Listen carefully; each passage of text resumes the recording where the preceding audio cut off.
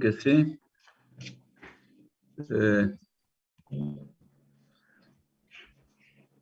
Bueno.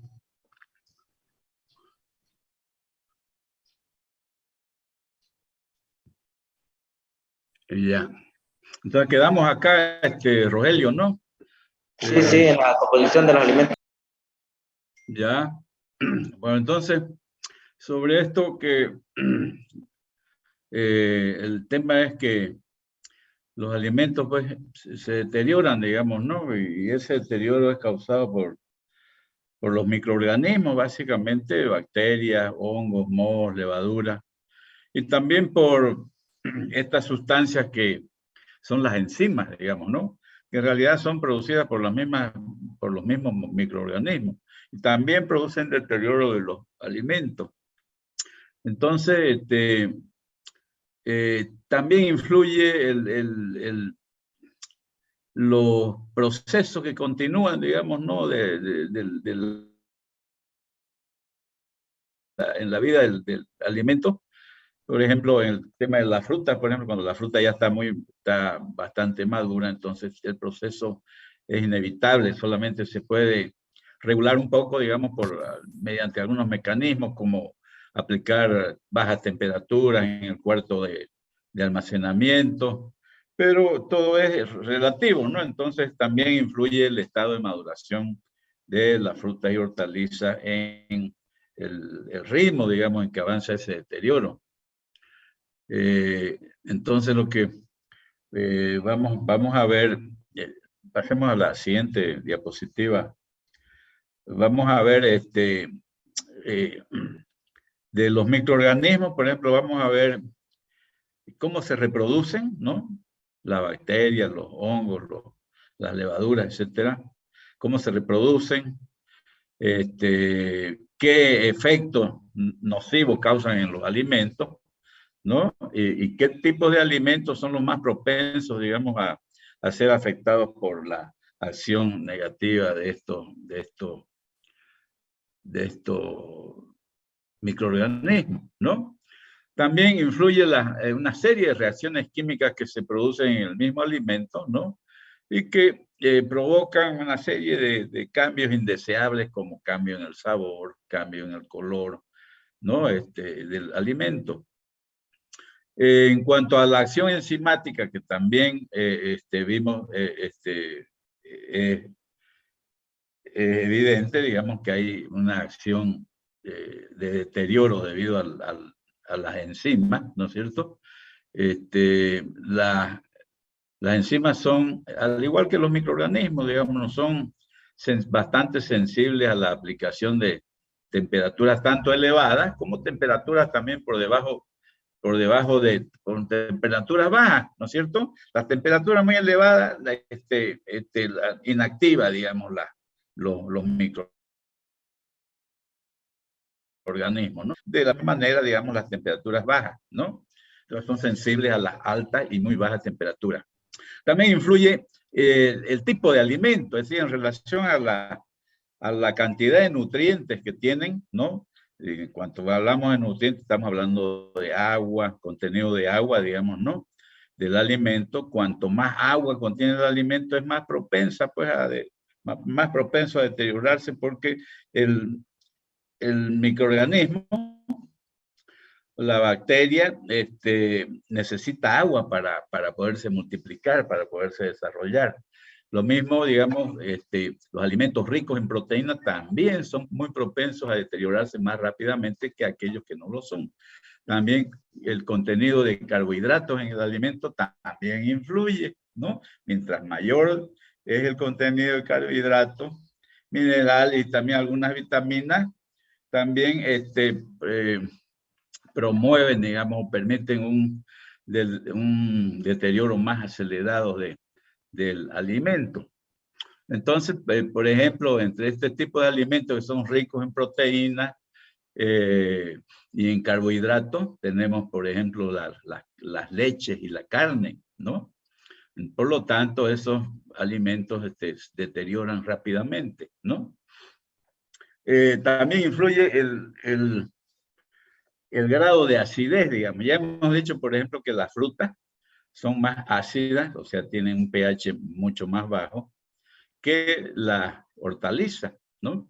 Entonces, eso de alguna manera facilita el proceso de elaboración y transformación en productos industriales de la fruta y no de las hortalizas, digamos, ¿no? También, como ya mencionamos, perdón, ¿y por qué la acidez, digamos? Porque las condiciones de vida para los microorganismos es diferente dependiendo del grado de acidez que tenga el alimento. O sea, normalmente, digamos, la mayor acidez del alimento este, de alguna manera restringe la proliferación, el desarrollo del microorganismo y al revés, mientras menos ácidas son las frutas, las hortalizas, entonces son más propensas a sufrir el deterioro por proliferación de las bacterias y los microorganismos en el alimento. También influye, como dijimos ya, la cantidad de agua que tiene el alimento. Mientras más agua, más propenso a deteriorarse. Dado que el microorganismo requiere agua para poderse desarrollar. Por eso los alimentos que no contienen agua, como la leche en polvo, por ejemplo, es menos propensa a deteriorarse que la leche fluida, que sí contiene alto contenido de agua. También influye las sustancias. Si le hemos agregado sustancias conservantes, ¿no? Preservantes, como condimentos, por ejemplo, al alimento, entonces, si ese es el caso, digamos, también estamos de alguna manera restringiendo el desarrollo de microorganismos, ¿no? La aplicación de sustancias preservantes y condimentos, que normalmente se aplican a diversos alimentos. Entonces, decíamos hace un rato de que los microorganismos son sensibles a las altas y a las bajas temperaturas. Entonces, el rango de temperatura donde es más ostensible o más se da, digamos, el desarrollo del microorganismo, está entre una temperatura de 7 grados hasta los 55 grados centígrados. En ese rango, la temperatura del alimento es más propenso a sufrir deterioro por acción de los microorganismos. Vamos a la siguiente, Rogelio. También influye la cantidad de oxígeno que hay en el ambiente, en el cuarto de almacenamiento, por ejemplo, de las frutas y hortalizas, digamos, ¿no? Debido a que determinados microorganismos requieren el oxígeno del aire para poder desarrollarse. Esos son los microorganismos aeróbicos, ¿no? Que crecen en presencia de aire. Mientras otros tienen características contrarias, digamos, o sea, son anaeróbicos, es decir, que no sobreviven cuando no hay, en ausencia de oxígeno o de aire, ¿no? Porque el oxígeno está contenido básicamente en el aire, pues, ¿no? Entonces, nosotros podemos acudir a diversos procesos para industrializar los alimentos, y de esta manera nosotros lo que estamos haciendo es transformar el alimento con el objetivo de hacerlo que no sean susceptibles de ser atacados por los microorganismos, ¿no es cierto?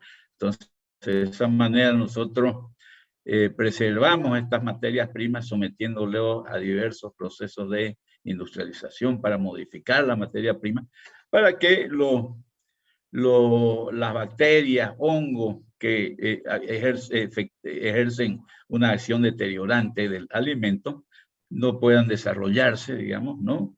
Y de la misma manera que no se produzcan diversas reacciones químicas y enzimáticas que son típicas, digamos, de los alimentos, para que no no puedan desarrollarse debido a que hemos transformado esa materia prima mediante algún método de industrialización.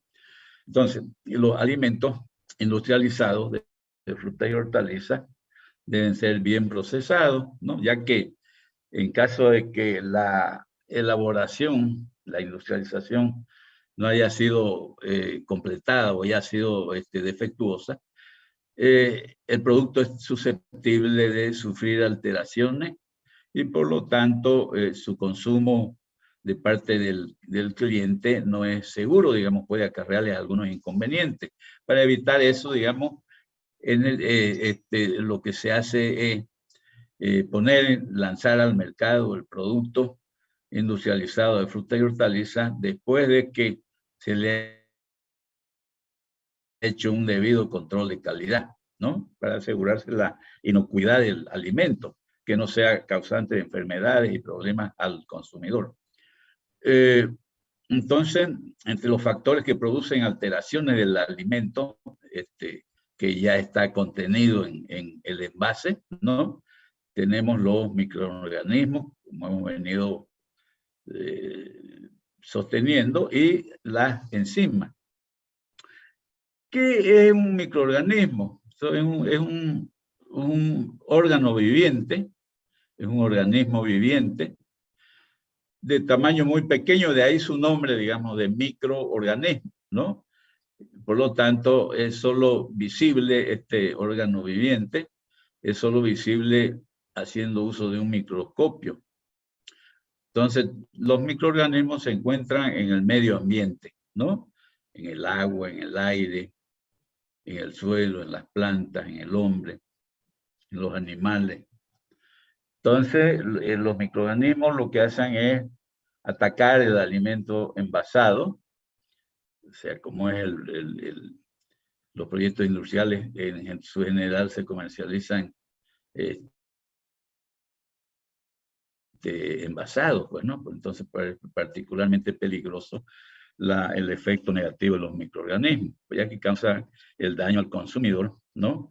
Que es el caso de las bacterias, los mohos y las levaduras. Y aparte las enzimas también, que sin ser microorganismos, son sustancias que catalizan las reacciones bioquímicas, ¿no? Las reacciones típicas de organismos vivos. Entonces, vamos a ver un poco sobre las bacterias. Las bacterias deben su nombre a la palabra griega, bacteria, que significa bastón. Se trata de los microorganismos más pequeños que existen y cuyas medidas están entre 1 y 10 micrómetros, ¿no? De longitud, tamaño. Entonces, estas bacterias, estos microorganismos descomponen dañando los alimentos y les dan un sabor agrio, insípido, volviéndolos suaves, viscosos. Y se presentan particularmente en aquellos alimentos que no tienen suficiente acidez, como puede ser el caso de las verduras, la carne y la leche. Las bacterias son unicelulares y autónomas. No tienen núcleo diferenciado. Tienen forma esférica o alargada. Las bacterias llamadas coco son de forma esférica. Las bacterias llamadas bacilos tienen forma de bastón. Y las espiroquetas y espirilos tienen forma de espiral.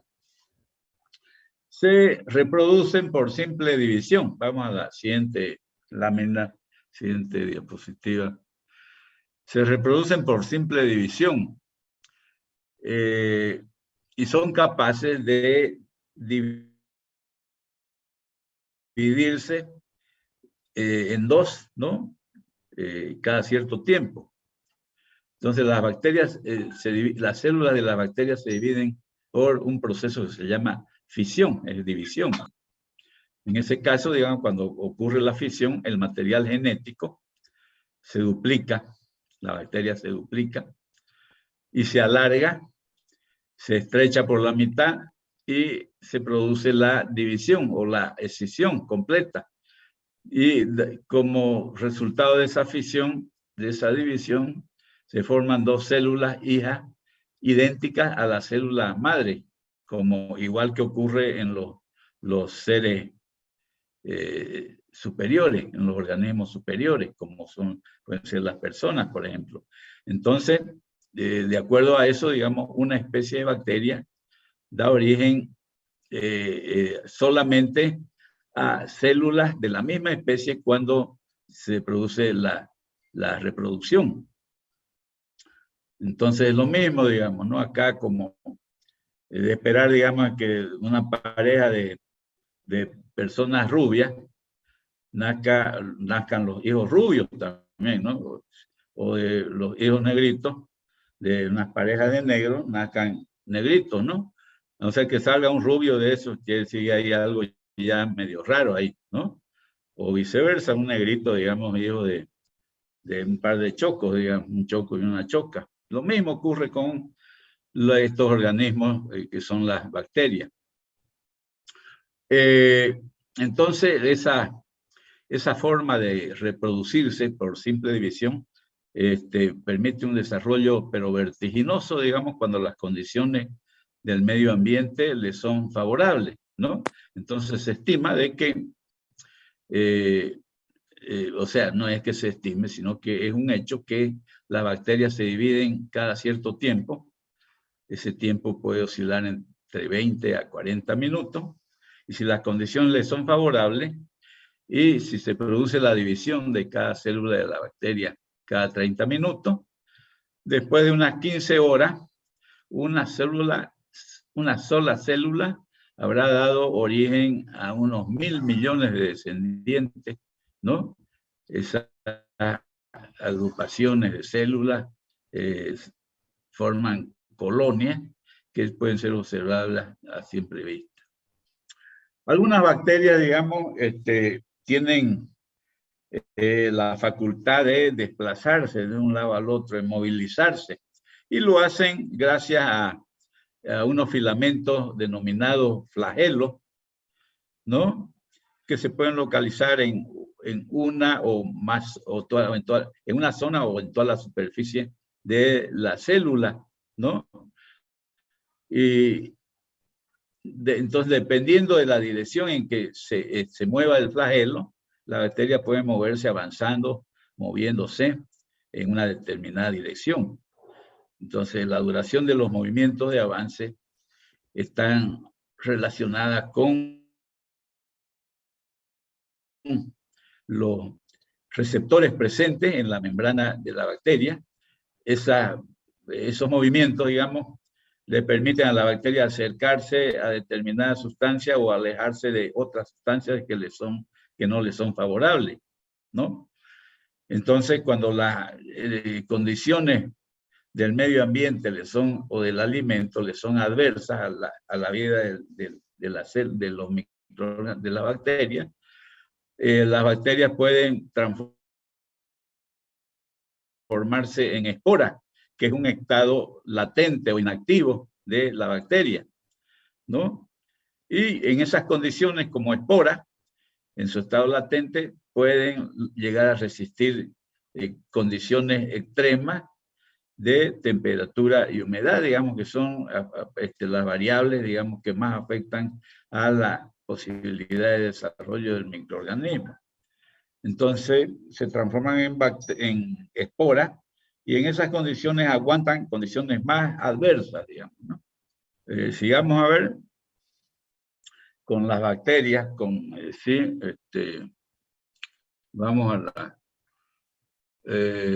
entonces producen diferentes efectos patógenos, ¿no? Atribuibles a las bacterias. Pueden actuar esos efectos negativos sobre los tejidos, puede también haber efectos mecánicos, ¿no? O, por ejemplo, bloqueando un vaso sanguíneo, o causar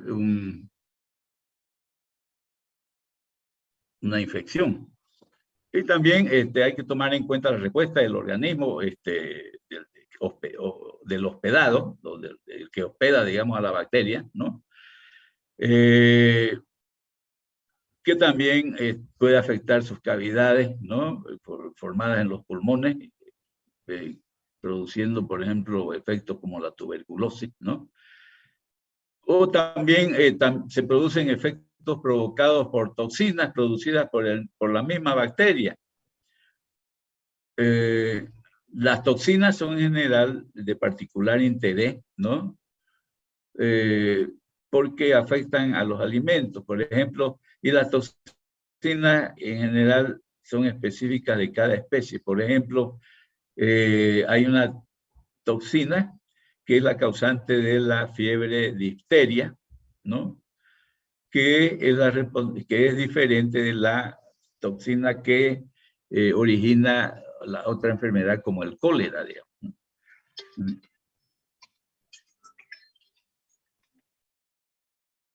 Los papitos, estoy en clase. Ya después te atiendo, chao.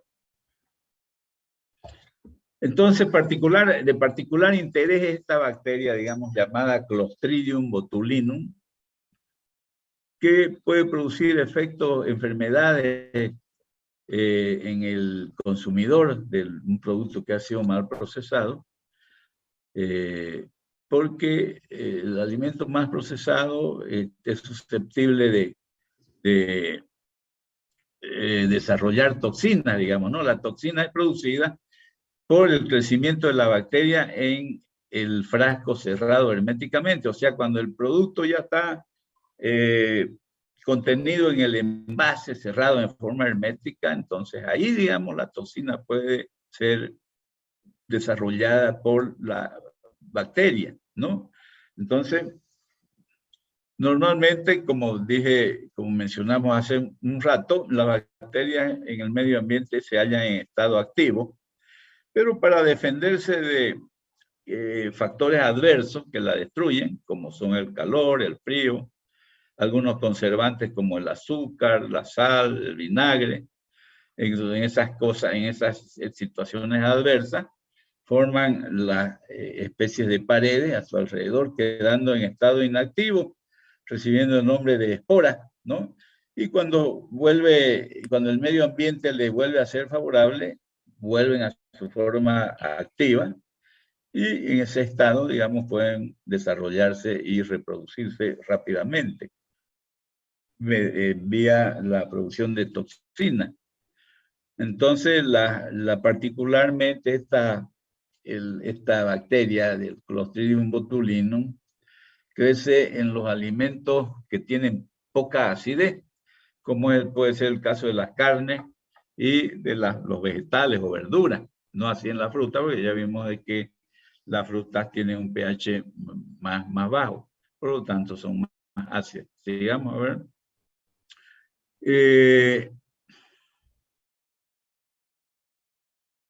Entonces, esta bacteria, el Clostridium botulinum, son anaeróbicas, o sea que crecen sin requerir aire. Por lo tanto, es necesario tomar hacer los controles higiénicos necesarios, ¿no? Para que el producto que se ha obtenido, el producto industrial, no represente ningún peligro para el consumidor.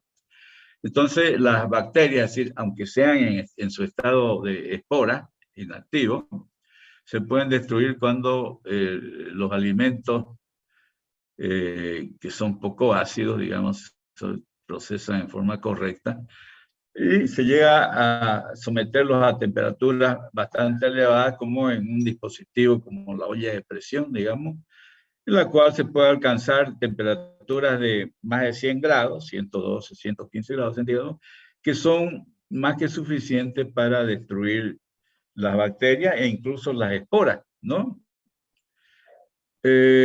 Cuando se presenta una intoxicación por el desarrollo de la toxina del Clostridium botulinum, los síntomas son dolor de estómago, dolor de cabeza, diarrea, estreñimiento y hasta parálisis del sistema nervioso central. Bueno, eso en cuanto a las bacterias. Ahora pasamos a otro grupo de microorganismos como son los mohos o hongos. Se trata, a diferencia de la bacteria, de organismos multicelulares. Las bacterias son unicelulares. Los mohos u hongos son aeróbicos, es decir, que necesitan aire para desarrollarse. Y se producen particularmente sobre los alimentos húmedos, que contienen agua. Su forma es distinta de la bacteria y se desarrollan formando especies de cadena. Se reproducen por semillas, las cuales se encuentran dentro del mismo hongo o moho y son expulsadas al aire, al medio ambiente, llegando a contaminar el alimento y formando grupos de mohos de diferentes colores, verde, café, azul, etcétera, semejante a los que se forman sobre el pan húmedo. Por ejemplo, el pan húmedo rápidamente es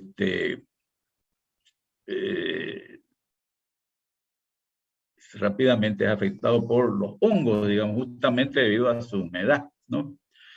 Los mohos aparecen en la superficie del alimento y los hacen cambiar de color y de textura. Y se producen, además de los alimentos húmedos, digamos, también afectan particularmente los alimentos ácidos, como puede ser el tomate, encurtido de hortalizas y fruta, ¿no? Generalmente se desarrollan a temperaturas, no se desarrollan más bien a temperaturas de menos 10 grados centígrados, o sea, menos 11, menos 15 grados centígrados, imposible que puedan resistir esas temperaturas tan bajas. Y también las temperaturas extremas elevadas, por ejemplo, temperaturas mayores a 80 grados centígrados, también con toda seguridad los vamos a destruir. También se eliminan utilizando el envase al vacío, o sea, sin presencia de aire. Pasamos a las levaduras, que son también otros microorganismos que afectan a los alimentos. Son microorganismos unicelulares, al igual que las bacterias, pero son aeróbicos, o sea que necesitan aire para poder desarrollarse. Y atacan a los alimentos que particularmente tienen gran contenido de azúcares, como pueden ser las mermeladas, las jaleas, la leche condensada, etcétera, ¿no? Seguimos. Si vamos a ver, bueno, aquí está, esto está mal, ahí se ha alterado el orden de los flauteros, y aquí altera la orquesta, digamos. Estamos hablando, fíjense, de las levaduras. Entonces, pasemos a la siguiente lámina, a la siguiente diapositiva, a ver, por favor. Fíjense, esto sigue con el tema de la levadura, ¿no? Entonces, las levaduras tienen forma parecida, similar a las bacterias, son esféricas. Se reproducen de dos maneras, por gemación, que es una forma parecida a cómo se reproducen las bacterias, a la simple división, aunque es un proceso más lento que la simple división. O sea que en este caso, por gemación significa que cada levadura da origen a una nueva levadura, alimentándola hasta el momento en que esta hija, digamos, o esta derivada, es capaz de vivir por su medio propio. También, además de la reproducción por gemación, también se puede reproducir la levadura por semilla, como en el caso de los hongos o mohos. Las levaduras lo que producen es la fermentación de los alimentos, dándole la apariencia de espuma en su superficie. En algunos casos, como en el caso de los jugos de fruta, pueden formar sedimentos espesos, ¿no? Transformando en forma negativa el jugo de la fruta. Seguimos entonces con las enzimas. O sea que no son solamente los microorganismos, sino también hay la acción enzimática. ¿Qué son las enzimas? Son sustancias catalizadoras de las reacciones orgánicas de metabolismo orgánico más bien. Son sustancias que se hallan generalmente en todas las plantas, los animales, en el medio ambiente, y producen en los alimentos que son frescos y crudos y frescos, producen alteraciones tales como el cambio en su color, cambio en su consistencia y cambios en el sabor de los alimentos. Entonces, la enzima es toda sustancia orgánica que se haya compuesta por polímeros de aminoácidos y que en realidad son catalizadores en el metabolismo de los seres vivientes. Mediante su acción, catalizan o regulan la velocidad de muchas reacciones químicas que se dan en el metabolismo, ¿no? Que se dan en el metabolismo de los seres vivientes. Es por consiguiente, una sustancia que es segregada por un organismo o por un órgano y que actúa catalizando las reacciones químicas de los procesos vitales para que estos se realicen según las necesidades del organismo. Cada enzima actúa sobre un grupo determinado de sustancias y se denominan de acuerdo al grupo en que actúan. Por ejemplo, la carbohidratasa es una enzima que descompone los hidratos de carbono. La lipasa es una enzima que actúa sobre los lípidos o sobre las grasas, ¿no? Y así sucesivamente. En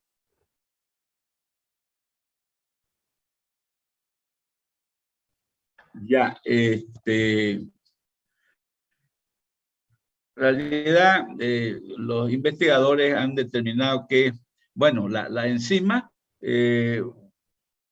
fue descubierta por un físico alemán que vivió entre 1837 y 1900. Y su nombre, el nombre de enzima deriva de la palabra griega enzimé, que significa en fermento. Actualmente se conocen miles de tipos de enzimas, ¿no? Que realizan esa labor de catalizadoras, de sustancias catalizadoras de los procesos orgánicos de metabolismo. A ver, sigamos a ver,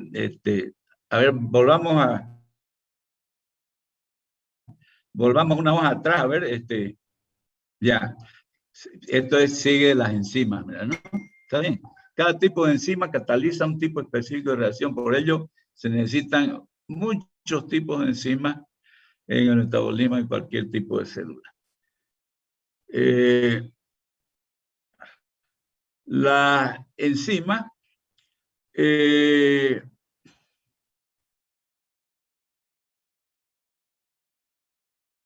entonces actúa sobre una determinada sustancia, ¿no? Que es sobre la que causa la reacción y es más eficaz en determinados rangos de temperatura. Sin embargo, ya hemos dicho que son sensibles a las altas temperaturas y a las temperaturas muy bajas también, ¿no? Aunque normalmente si se aumenta en forma controlada la temperatura, lo que logramos es acelerar la reacción de metabolismo, ¿no? Aunque sabemos que las enzimas son inestables a las altas temperaturas y a las bajas temperaturas. La acción catalítica de la enzima está determinada básicamente por la secuencia de aminoácidos que tiene en su estructura. Ok, yo sé que conforma la molécula, ¿no? del polímero. La fermentación alcohólica, por ejemplo, y otros procesos industriales son debido a las enzimas que son producidas por el microorganismo, llámense bacterias, llámense levadura, utilizada en el proceso de producción. Bueno, pasamos a, hemos visto, digamos, los tipos de microorganismos que afectan los alimentos, las enzimas también. Entonces pasamos a ver el manejo post cosecha desde el punto de vista de la fisiología de las plantas.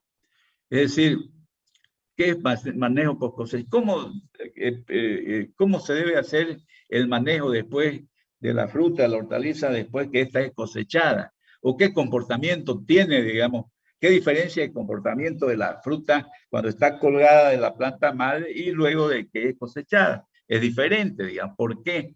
Y acá se explica esto, ¿no? O sea, cuando la fruta está unida al árbol, a la planta madre,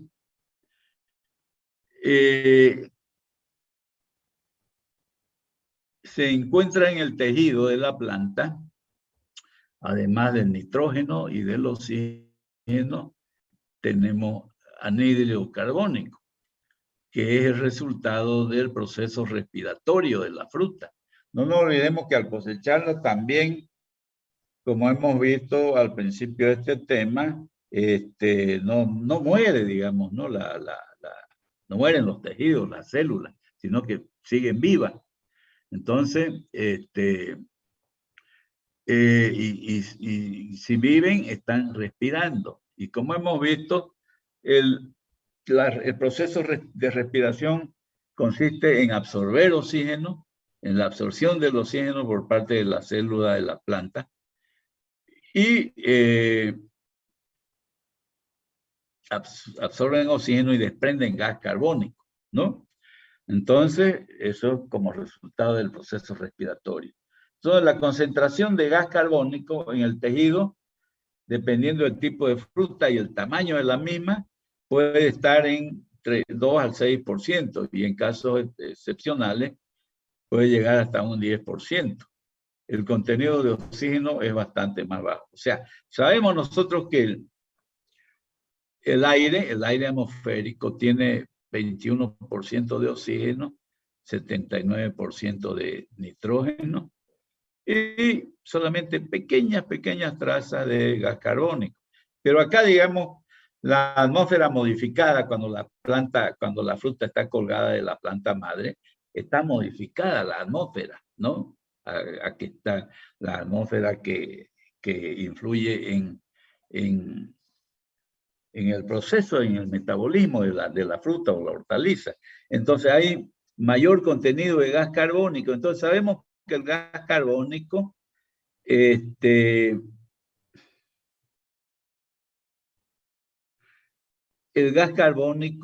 reduce la velocidad del proceso respiratorio, ¿no? Por eso es que la planta, la fruta de la hortaliza se puede mantener por mucho tiempo sin sobremadurarse cuando está colgada de la planta madre, ¿no? Entonces, ¿qué pasa, digamos, cuando la fruta o la hortaliza es cosechada? Entonces, de manera similar al almacenamiento en atmósfera controlada, ¿qué es el almacenamiento de atmósfera controlada? Ya lo vamos a ver enseguida, ¿no? Es como su nombre lo indica, un control de la composición de la atmósfera en lo que hace a su contenido, porcentaje de oxígeno, porcentaje de gas carbónico, porcentaje de nitrógeno, ¿no? De control en atmósfera controlada. Entonces, de manera similar a ese sistema de atmósfera controlada, la atmósfera interna modificada de la fruta comparada con la composición del aire, de por sí desacelera el proceso de maduración. Por esta razón, la fruta se puede mantener por largo tiempo en los árboles o plantas sin que se sobremaduren. Fíjense cuán importante es esto, ¿no? Sigamos entonces, Rogelio.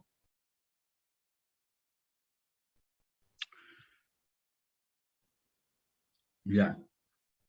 Sigamos, esto ya lo estamos viendo, pues, ¿no?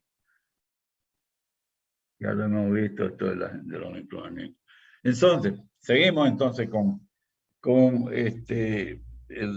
por qué, digamos, cambia el ritmo de maduración de la fruta antes y después de ser cosechada. Entonces, también, después de que hemos cosechado, de que hemos separado no, todavía, digamos, ¿no? La concentración de etileno, hemos visto que es el etileno, decíamos que es una hormona que se halla presente en todos los vegetales y que tiene la particularidad de acelerar el proceso, el metabolismo, ¿no? De la fruta, sobremadurándola, pero más que nada, envejeciendo, produce el envejecimiento de los tejidos. Entonces, ese gas que es el etileno está concentrado, ¿no?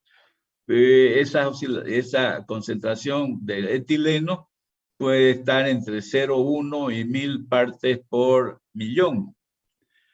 Pero debido a la atmósfera modificada, que ya hemos visto en qué consiste, digamos, y que es la que, digamos, desacelera el proceso de maduración, este gas se mantiene inactivo sin acelerar el proceso de maduración de la fruta o la hortaliza. Luego de que la fruta es separada de la planta, al cosecharla, desde ese momento ya no recibe más agua ni nutrientes de la planta madre y la fotosíntesis para. Pero continúa el proceso respiratorio de la célula. Y también continúan otras diversas reacciones enzimáticas y químicas que se producen normalmente en la fruta. Los productos agrícolas, luego de ser cosechados, sobreviven a expensas de sus reservas alimenticias almacenadas, que son los almidones y los azúcares, ¿no? Al recolectar la fruta, interrumpimos el flujo de savia, ¿no? Y por lo tanto se genera un intercambio veloz de los gases con el medio ambiente, con el aire exterior. Y por lo tanto, rápidamente se modifica la atmósfera interna de la fruta, ¿no? Igualándose a la del aire. Entonces, ese cambio, ¿no? Provoca un aumento considerable del porcentaje de oxígeno, que es el principal agente de maduración, ¿no? Por eso se acelera la maduración. Entonces, el oxígeno sube a más o menos el 20%, similar al contenido del aire en oxígeno. El efecto del gas carbónico se limita y por lo tanto se acelera rápidamente el metabolismo de la fruta, consumiendo azúcares, produciendo una cantidad mayor de calor y emitiendo gas carbónico que se disuelve en el aire sin lograr concentraciones que puedan desacelerar el metabolismo natural de la fruta. En ese momento empieza lo que decimos la eliminación enzimática de la clorofila. La clorofila es la sustancia que le da la coloración verde a las frutas, ¿no? A la fruta, a las plantas, a las hojas. De otro lado, también se da una liberación abundante del etileno, que es el gas que produce el envejecimiento de los tejidos. Esto también estimula adicionalmente el proceso de maduración. Esa actividad metabólica de la fruta promueve a la vez un aumento de la síntesis de etileno, o sea, es un círculo vicioso. Mientras mayor es la producción del etileno, más rápidamente se da el climaterio del respiratorio de la fruta. Toda vez que la fruta haya iniciado su climaterio, no es posible frenarle su metabolismo de una manera significativa. Y por lo tanto, no es posible conservar la fruta de forma suficiente. Es decir, intentos hechos, digamos, para acelerar el metabolismo a nivel de valores preclimatéricos han conducido a la fruta a una madurez falsa, o sea que la cáscara adquiere la coloración, digamos, como que la fruta estuviera madura, pero la fruta en realidad es muy difícil de consumirla porque el sabor no ha sido desarrollado. Es lo que se produce, digamos, con las frutas que no son climatéricas, ¿no? Por ejemplo, las cosechamos estando verdes y como son de las frutas que son climatéricas, tienen gran contenido de almidón y que convierten en azúcares y tienen la característica de madurarse luego de ser cosechadas. Las principales son la manzana, la palta, por ejemplo. La palta, por ejemplo, ustedes la podemos cosechar verde y la mantenemos, digamos, envuelta en papel, digamos, papel periódico, por ejemplo, y madura, ¿no? En pocos días. Lo propio ocurre con la papaya.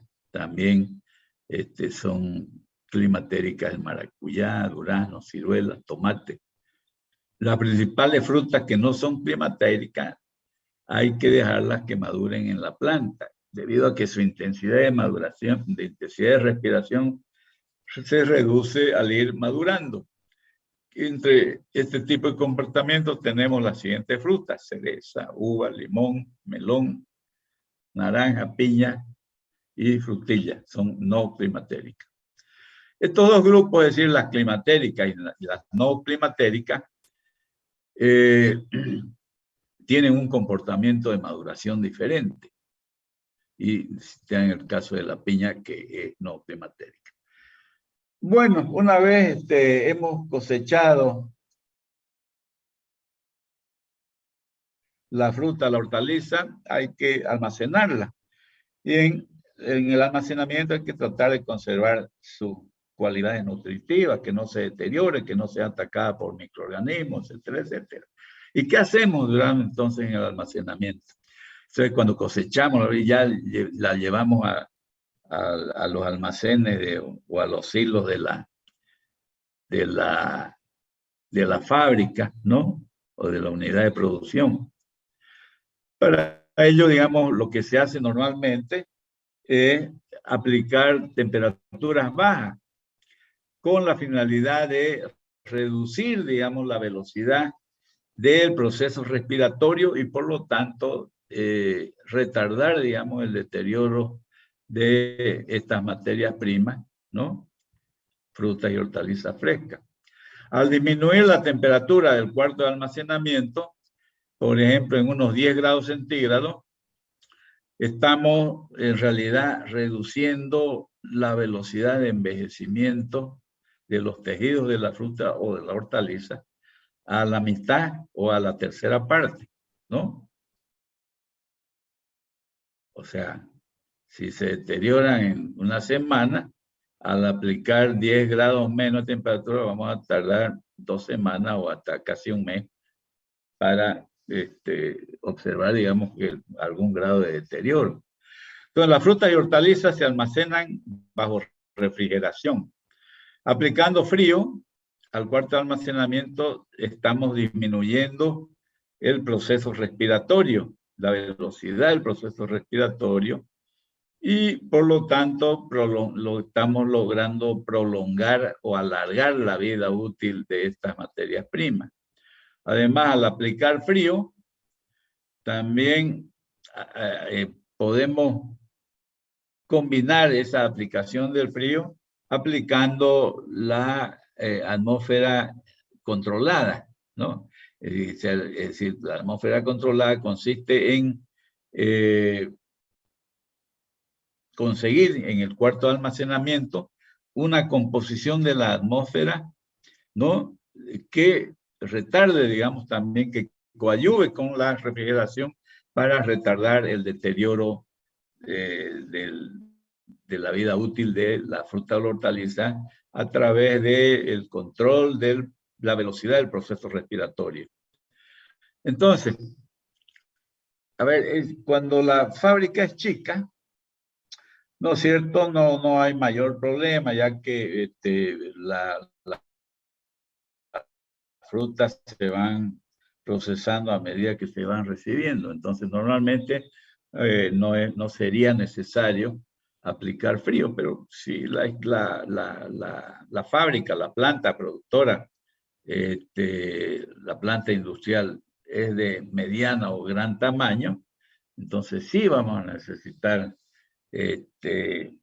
algún mecanismo, digamos, para producir frío en el cuarto de almacenamiento, digamos, para evitar el deterioro, ¿no?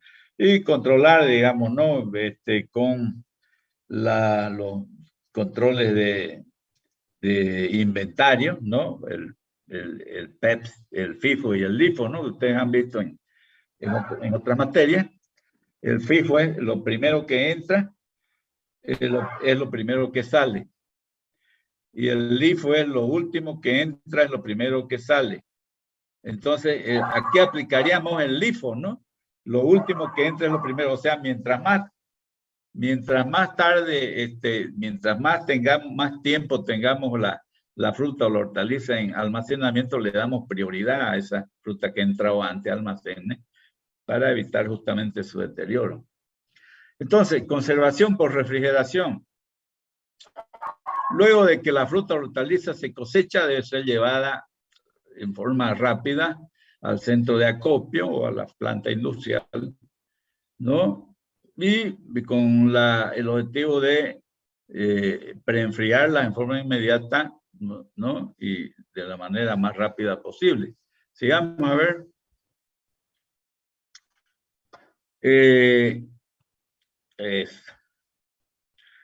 Entonces, hay que buscar cuál es la mejor temperatura de almacenamiento, en el sentido de que cuál va a ser la temperatura que vamos a aplicar al cuarto almacenamiento para tratar de alargar lo máximo posible la vida útil del alimento sin que éste se deteriore en el almacén.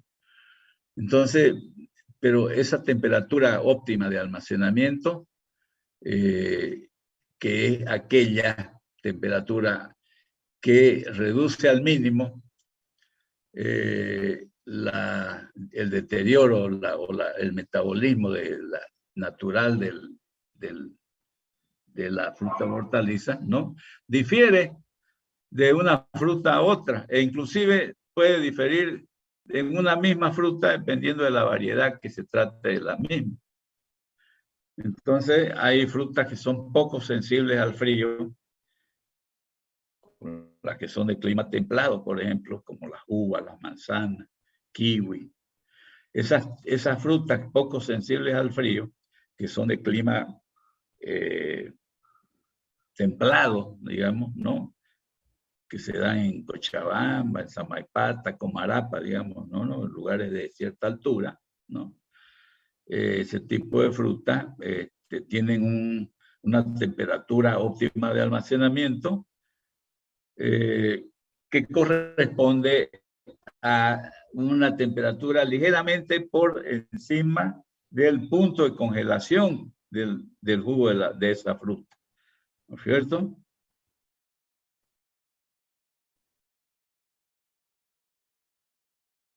Una temperatura un poco más elevada que el punto a que se congela el jugo de esa fruta. Ya son las frutas de clima templado, a frío, digamos. Pero sin embargo, las frutas de clima tropical, como los plátanos, la banana, la manga, flores u otras, digamos, no, la temperatura de almacenamiento más apropiada no debe ser, digamos, en ningún caso muy baja, digamos, no se debe bajar de unos 13 grados centígrados. Fíjense la diferencia, ¿no? En todo caso, la temperatura óptima para almacenamiento de estas materias primas también va a estar afectada por el grado de madurez de la fruta. En el sentido de que mientras menos madura está la fruta o la hortaliza, será más sensible a las temperaturas bajas de almacén. No obstante, digamos, cuando se baja la temperatura de estas materias primas por debajo de la temperatura óptima de almacenamiento, por un corto tiempo, no se observan, digamos, daños, digamos, en el producto, sino la aparición del daño más bien por aplicación de frío se debe más que nada a los periodos largos, digamos, cuando se dan periodos largos de almacenamiento de estas materias primas, pero no tanto en cuanto a la cantidad de grados que se baje el producto por debajo de la temperatura óptima de almacenamiento. Entonces, para almacenar, digamos, en ambiente frío, la fruta y hortalizas, se suelen emplear procedimientos de aplicación de frío mediante aire o agua fría. Sin embargo, es de hacer notar, digamos, que el preenfriamiento empleando vacío, o sea, sin participación del aire, sin presencia del aire, o aplicando o conservando procedimientos de producción de hielo seco, ¿no? Que es el gas carbónico en estado sólido, ¿no? Este sistema de aplicación de frío o con hielos, utilizando hielo seco, no es apropiado para la fruta, pero sí puede ser para el caso de las hortalizas. En todo caso, diremos que el resultado de la conservación de estas materias primas en almacenamiento va a depender de algunos factores como la temperatura de refrigeración que se aplique al cuarto de almacenamiento, la humedad relativa que haya también en el cuarto de almacenamiento, la circulación del aire también del cuarto y sobre todo el tiempo que se mantenga en almacenes esta materia prima. Entonces, para la conservación en almacenes de la fruta hay que tomar en cuenta la siguiente temperatura, ¿no? Vamos a la siguiente lámina, a la siguiente diapositiva. La temperatura mínima tolerable, ¿no? La temperatura mínima tolerada será aquella temperatura bajo la cual en la conservación a largo plazo no afecta el producto, una temperatura mínima tolerada. Las frutas, tales como las peras, las manzanas, que se conservan a la temperatura mínima tolerada, normalmente hay que completar su maduración antes de su elaboración en productos industriales. También, aparte de la temperatura mínima tolerada, tenemos que manejar el concepto, conocer la temperatura crítica. Será aquella temperatura bajo la cual las frutas ya pueden sufrir alteraciones. Tanto la temperatura mínima tolerada como la temperatura crítica dependen del tipo de fruta o hortaliza que estemos guardando en el almacén. O sea, ¿no? Los grados. Punto de congelación. El punto de congelación es una temperatura ligeramente más baja que la temperatura crítica. Al conservar en almacenes en forma temporal las frutas y hortalizas, tenemos que ver que la humedad relativa del cuarto de almacenamiento sea lo suficientemente alta para evitar pérdidas de peso por el efecto de transpiración, pérdida de agua, digamos, ¿no? De sudar, transpiración. Pero tampoco, y también, por un lado, que sea suficientemente alta, pero por otro lado, que sea lo suficientemente baja para lograr evitar la proliferación de microorganismos. Porque a medida que nosotros bajamos la temperatura, ¿no?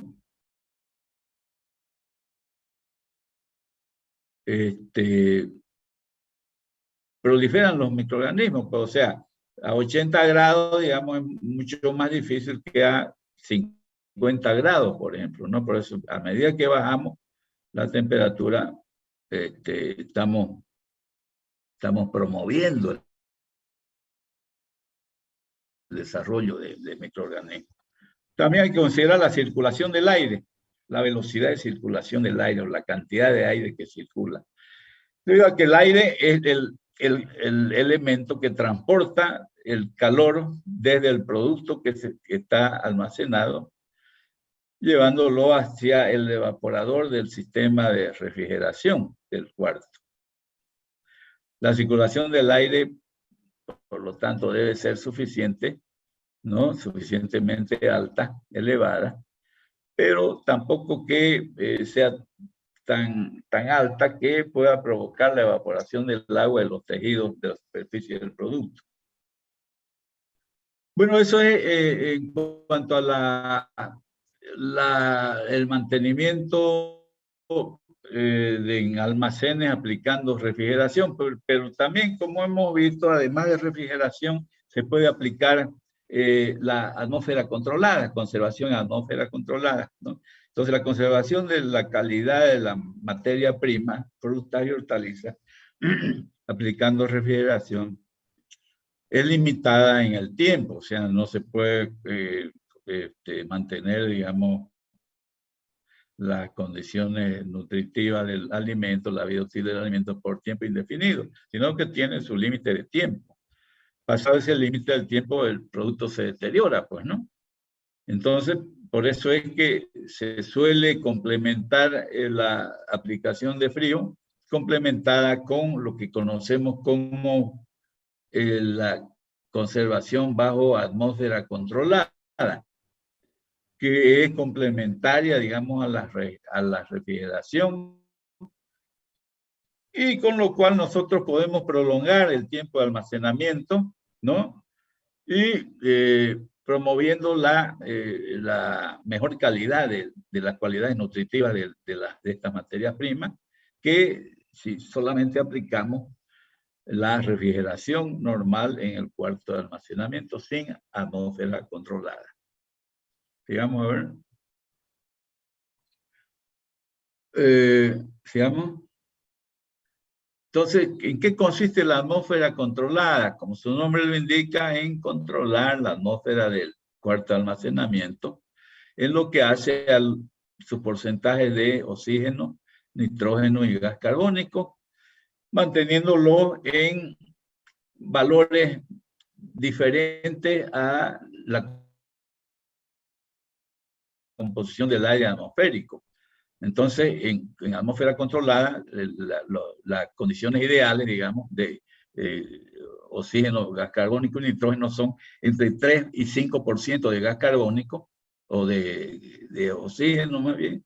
El oxígeno es el principal agente de maduración, ¿no? Entonces, a medida que reducimos los porcentajes de oxígeno, estamos disminuyendo el proceso respiratorio y prolongando la vida útil. Y al revés, digamos, el aire tiene apenas trazas de gas carbónico, pero si acá, digamos, en atmósfera controlada aumentamos el porcentaje de CO2 que restringe el proceso metabólico de respiración. Y el saldo a 100% suele ser nitrógeno, ¿no? Entonces, la aplicación de esta atmósfera controlada lleva a alargar, digamos, ostensiblemente la vida útil de las frutas, hortalizas, ¿no? Ya que reduce de manera importante sus funciones vitales. Entonces, la actividad metabólica de muchos de estos alimentos perecederos, materias primas perecederas, es reducida a la mitad y en muchos casos hasta una cuarta parte, comparándolo con el almacenamiento solamente en condiciones de aire normal, digamos, es decir, sin aplicar ni frío, ¿no? Ni frío ni atmósfera controlada, si lo mantenemos más en temperatura al medio ambiente, entonces se deterioran 2 hasta 4 veces más, digamos, si aplicamos frío más atmósfera controlada. Entonces, seguimos, digamos, analizando esto de la atmósfera controlada, en este caso también de aplicar las condiciones de la atmósfera controlada. También la síntesis de etileno se limita prácticamente de manera completa En estas condiciones, y por tanto, el etileno que hay existente en el sitio de almacenamiento en atmósfera controlada no afecta a la fruta u hortaliza. Además de reducir la velocidad de envejecimiento fisiológico de la fruta, ¿no? Que el etileno es el responsable del envejecimiento, las verduras y flores. La utilización de la atmósfera controlada también limita el crecimiento de hongos, o sea, microorganismos nocivos a estos productos, ¿no?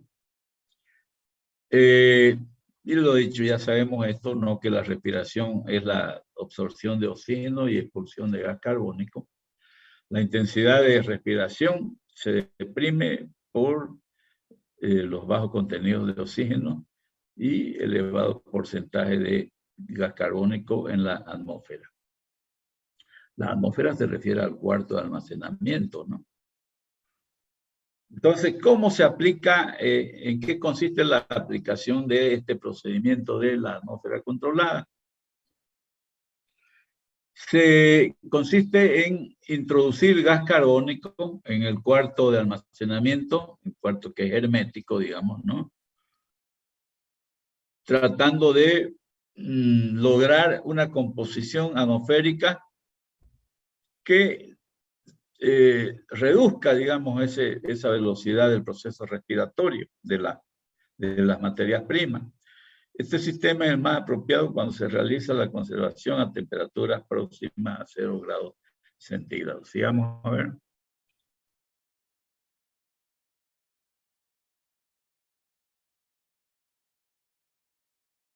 Veamos. Ya, y este es un cuadrito que nos muestra comparativamente algunas diferencias entre el almacenamiento aplicando solamente refrigeración y comparado también con refrigeración más refrigeración controlada o atmósfera controlada. Esta es la refrigeración sin atmósfera controlada y esta es la refrigeración aplicando combinada, complementada con atmósfera controlada. Se observan, por ejemplo, algunos cambios. Por ejemplo, la palta, si aplicando refrigeración solo, debemos tener una temperatura de 5 grados centígrados en el cuarto de almacenamiento. Entonces, si aplicamos refrigeración más atmósfera controlada,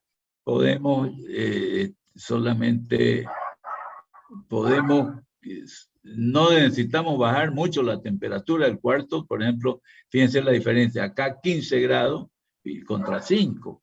O sea, es mucho menos costoso, digamos, mucho menor costo, ¿no? Y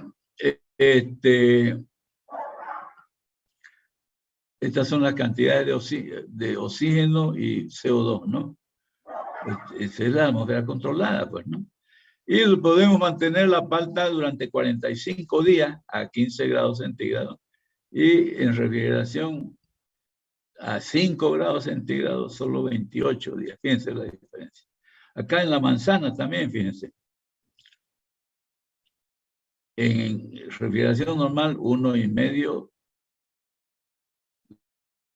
grados centígrados contra 1, digamos, la misma temperatura básicamente. Pero el tiempo de conservación de aquí de 8 meses y acá casi un año, ¿no? Otro ejemplo, la pera. 0 grados acá, digamos, en refrigeración normal. 2 grados no necesitamos bajar tanto, digamos, la temperatura y mantenemos por un poco más de tiempo, 240 contra 180. Y así, ¿no? Entonces, llegamos a la conclusión de que aplicando refrigeración más atmósfera controlada, logramos asegurar, digamos, el mejor control de las cualidades nutritivas durante más tiempo, digamos, en almacenamiento de las materias primas de frutas y hortalizas. Sí, vamos a ver.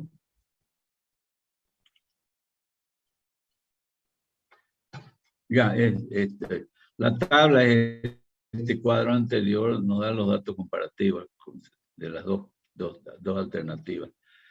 comparando la refrigeración con atmósfera controlada, tenemos la ventaja de lograr mejores características de sabor, presentación, obtener menores pérdidas y no mantener temperaturas tan bajas, digamos, en el cuarto de almacenamiento. Postmaduración, o sea, una vez que termina el periodo de almacenamiento, ya lo que corresponde es alistar lo más rápido posible estas materias primas para que puedan ser procesadas, digamos, ¿no? Entonces se llama postmaduración. Es un periodo, digamos, que se hace, o un proceso que se hace al finalizar el periodo de almacenamiento. Entonces, al terminar el almacenamiento, es necesario uniformizar la coloración de las cáscaras, por ejemplo, de la fruta, y también ablandar los tejidos de la fruta. Esta posmaduración se puede hacer en forma natural. Implica, en este caso, utilizar almacenes, digamos, a temperatura ambiente.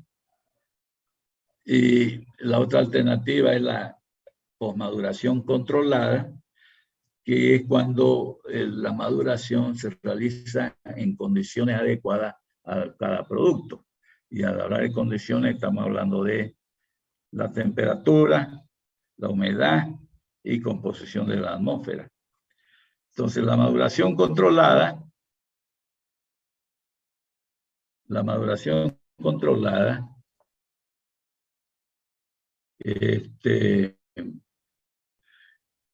nos permite lograr, digamos, en pocos días que el producto quede listo en condiciones apropiadas para poder ser industrializado. Entonces, esa maduración se hace en los cuartos herméticos que tienen sistema de ventilación, sistema de refrigeración y de calefacción. Entonces, el sistema de calefacción permite incrementar la temperatura del producto en el momento requerido. Perdón.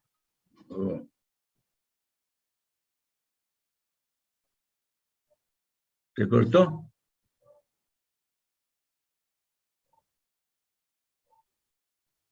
Se me cortó, che.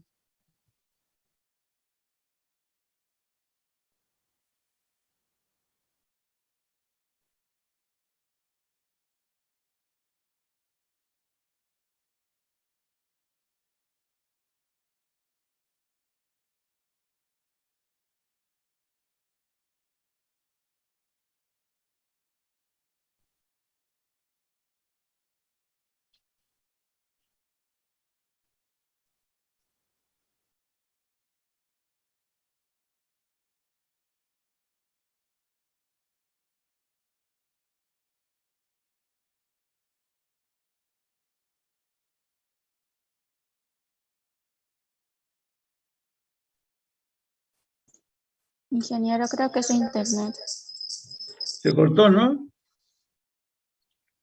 No, su internet de usted.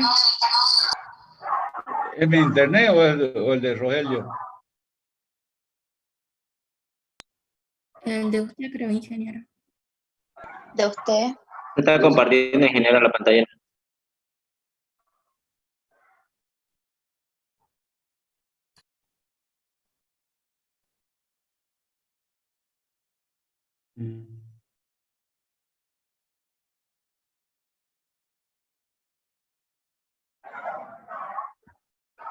Ya.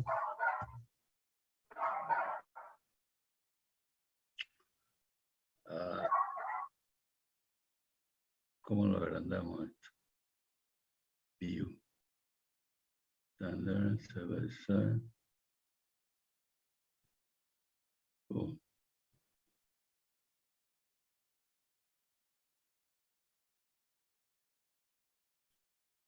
Ya, se ve chiquitito, bueno, pero... Ya, estamos viendo la postmaduración, ¿no? Y Ya. Ok. Ya decíamos de que son cuartos herméticos donde se mantienen los productos, estas materias primas, y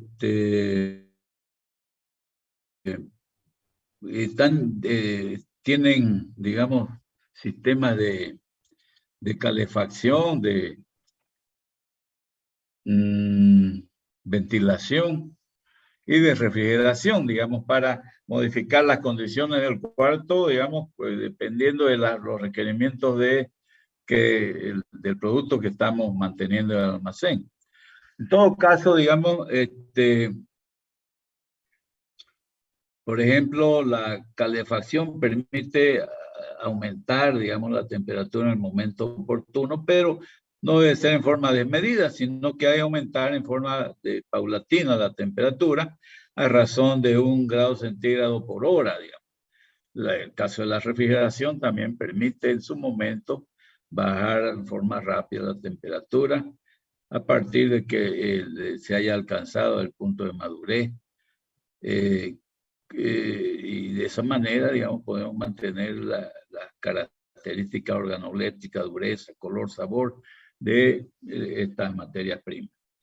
En todo caso, el porcentaje de gas carbónico hay que mantenerlo por debajo del 1%. ¿Por qué? Porque, como hemos dicho, digamos, lo que se trata es alistar lo más rápido posible estas materias primas para que puedan ser procesadas. Y como el CO2 retarda la maduración, entonces hay que mantenerlo por niveles mínimos, por debajo del 1%.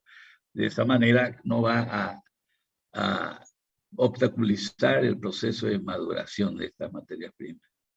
El oxígeno, digamos, cuando se halla en concentraciones mayores al 50%, resulta de que es el principal activador de los procesos de maduración. Sigamos a ver.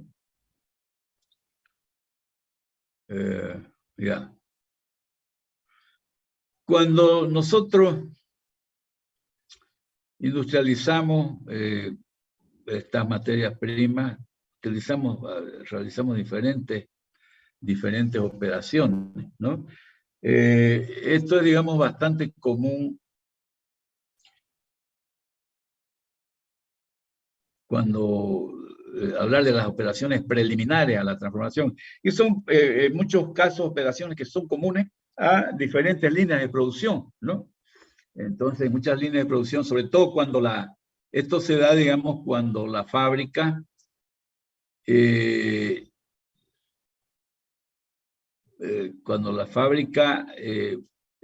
tiene productos, como productos la fruta fresca y la línea de productos industrializados. Si ese es el caso, entonces se hace una selección por tamaño, ¿no? Después de aceptar la fruta, se pesa y se hace una selección por tamaño. Como resultado de esa selección por tamaño, que se llama calibrado, vamos a obtener frutas grandes, ¿no? Frutas medianas y frutas pequeñas. Las frutas grandes son sometidas a una selección según su grado de maduración.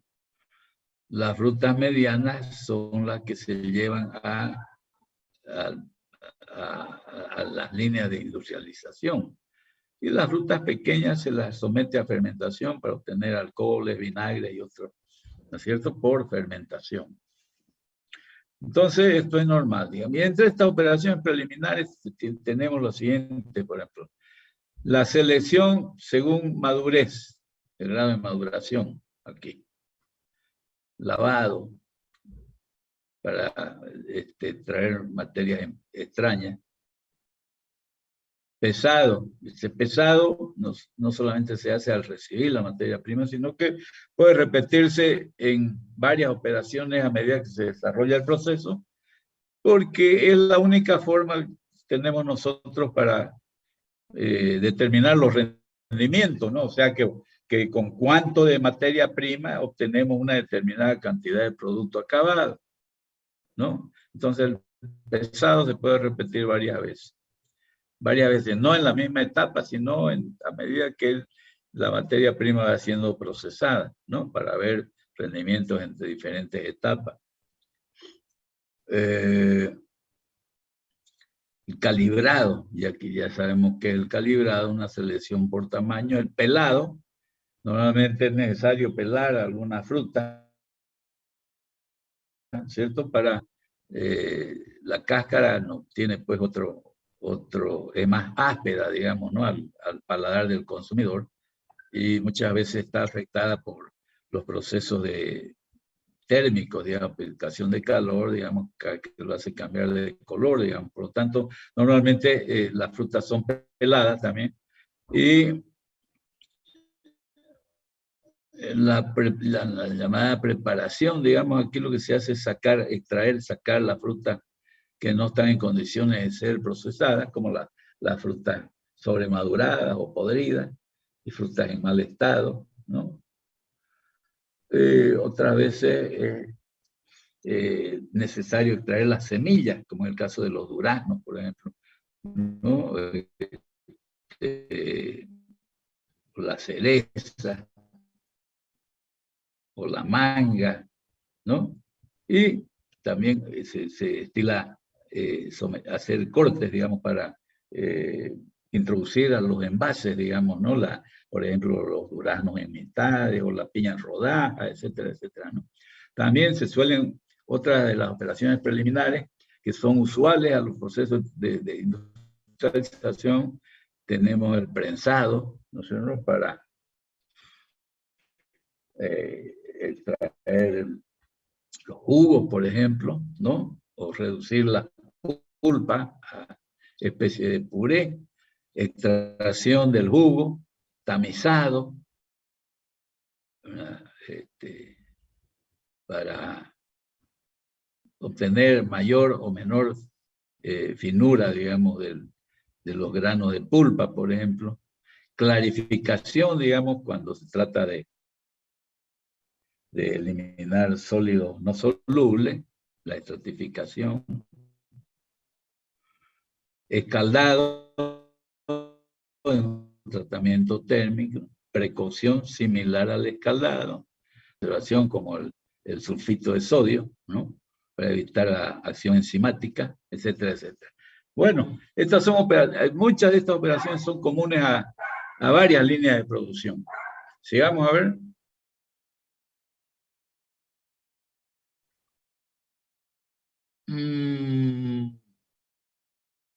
Y acá, digamos, estábamos hablando de la posmaduración, ¿no? ¿Se acuerdan? Antes de entrar a las operaciones preliminares, que el etileno también es un estimulante de los procesos de maduración, ¿no?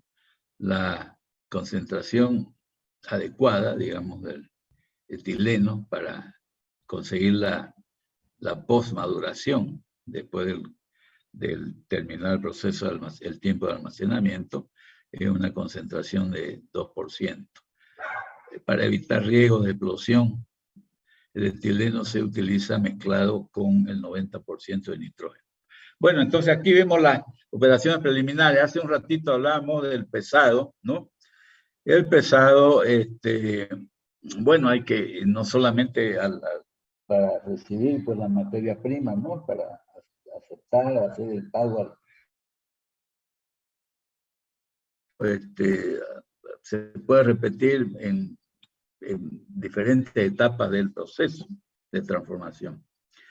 Y aquí, digamos, se muestra una báscula que todavía en algunas industrias se sigue usando, digamos, ya que no pasan de moda. Y claro, ahora hay balanzas electrónicas, pero es para ingredientes, insumos, digamos, ¿no?, que se necesita mucha exactitud.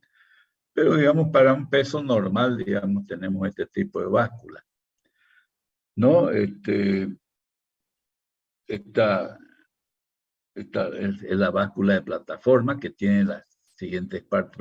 Uno es la plataforma donde se coloca el material que se va a pesar, ¿no?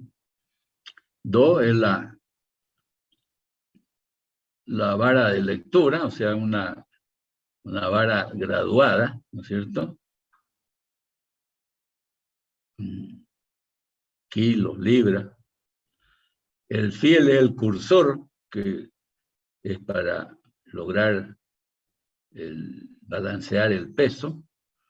Y las ruedas, digamos, no para desplazar la báscula de un lugar a otro donde se lo necesite.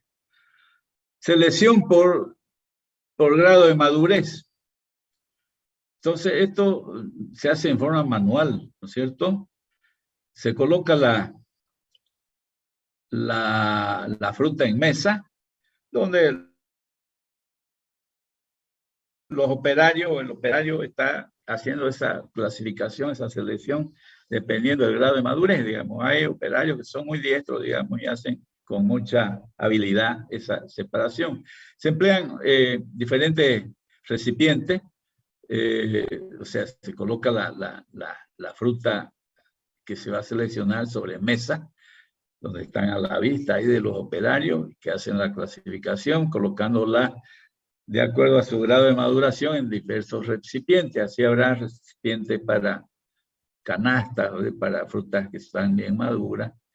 También habrá otros para frutas que no están muy maduras, semimaduras, y otras para frutas verdes, ¿no? Sigamos a ver.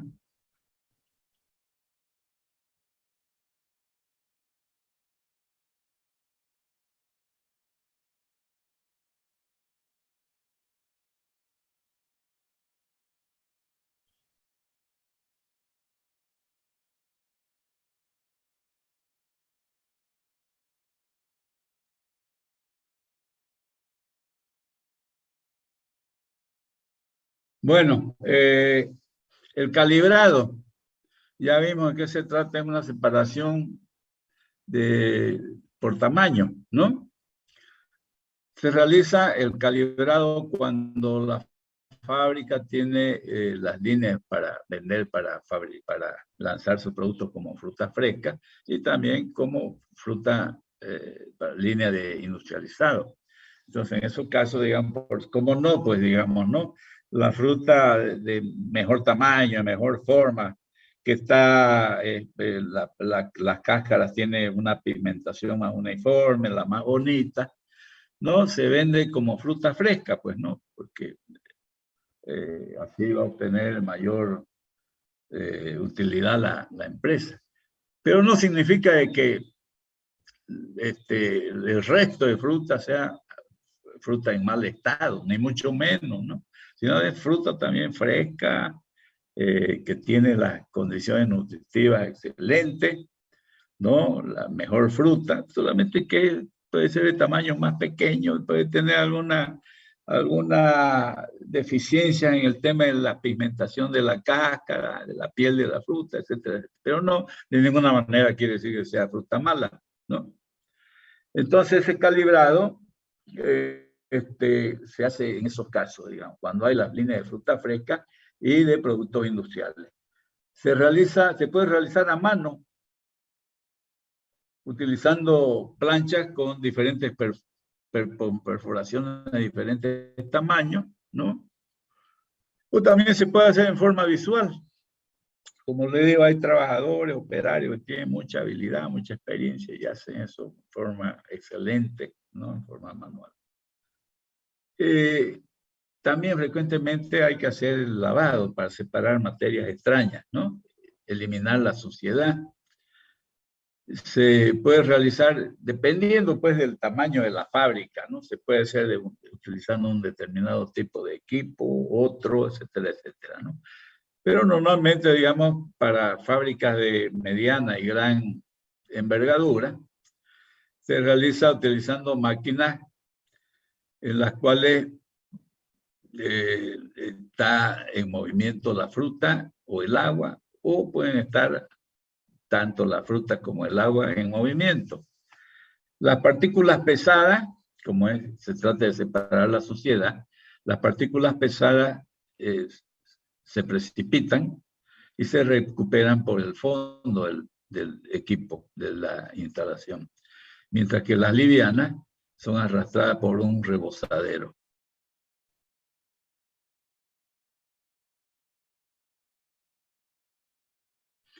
En estos equipos el agua deben permitir, digamos, estos equipos deben permitir renovar fácilmente el agua, digamos, ¿no? El agua contaminada del agua nueva para seguir usándola en el proceso de limpieza, de lavado. La fruta es conducida a los depósitos de agua, puede ser, y esto depende pues del tamaño de la fábrica, puede ser mediante unos sedazos o en cinta de transporte de tela metálica. Hemos dicho que hay equipos donde se mueve el agua, otros que se mueve la fruta, otros que se mueven ambos, el agua y la fruta. El movimiento tanto del agua como de la fruta se consigue en muchos equipos mediante aire comprimido, que es inyectado por un haz de tubo con unas tuberías colocadas en el fondo del recipiente. En otro caso, digamos, ¿no? Si la fábrica es más pequeña, se puede hacer el lavado utilizando un baño con agua o agua a que se le agrega lejía sódica o sal, ¿no es cierto? En ese caso, digamos, si se emplean estos agua con lejía sódica o con sal, se suele hacer un enjuagado en un segundo lavado para eliminar las trazas tanto de lejía como de la sal. O también se puede hacer un lavado por aspersión. El lavado por aspersión es mediante riego, utilizando una manguera a presión para sacar la suciedad. Este es un equipo, digamos, que también permite hacer lo mismo, donde aquí, digamos, es una mesa donde se depositan las frutas que se quieren lavar, seleccionar, ¿no? Este es un grifo, una pileta, donde se trata con agua para la limpieza del... Aquí tiene su drenaje del agua utilizada. Y acá, digamos, donde se obtiene ya la fruta o hortaliza seleccionada, ¿no? A ver, si vamos a ver. Ahí son los números, ¿no? Una es la mesa de selección, la primero, tina de lavado, donde está la pileta, o sea, el grifo, llave para llenar la tina con agua, ¿no? La llavecita del grifo, descarga del agua utilizada, ¿no? Del agua que se utilizó ya en el lavado, y la mesa para escurrir y clasificar la fruta. Pelado. Hace rato hablábamos de que la fruta, normalmente hay que pelarla, digamos, sacarle la cáscara, ¿no? Entonces, ¿qué es el pelado? Consiste en remover la piel de la fruta o la hortaliza con el objetivo de mejorar su presentación, ¿no? Y a la vez separar un material que no es muy agradable al paladar del consumidor por una textura más áspera, ¿no es cierto?, para el consumidor. De otro lado también, los procesos a que se someten estas materias primas, como los procesos térmicos, muchas veces alteran el color, digamos, ¿no?, de la piel de la fruta hortaliza. Entonces, como consecuencia de todo esto, generalmente todas las frutas, con raras excepciones, como puede ser la uva, por ejemplo, ¿no?, y alguna que otra fruta por ahí, digamos, todas, el resto son normalmente, hay que separarle la piel, sacarla mediante el pelado. Entonces, los productos tales como el durazno, albaricoque, papa, zanahoria, pimentón y otros suelen ser pelados para mejorar su presentación. Y también pelándolo logramos acortar el proceso de elaboración, ¿no? Se dispone de sistemas de pelado manual empleando cuchillos peladores, métodos químicos de pelado, que estos métodos químicos lo que se trata es de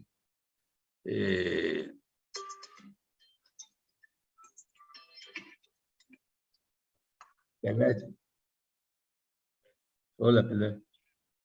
Hola, Pelé. No sé, oye, yo estoy en clase ahorita, yo.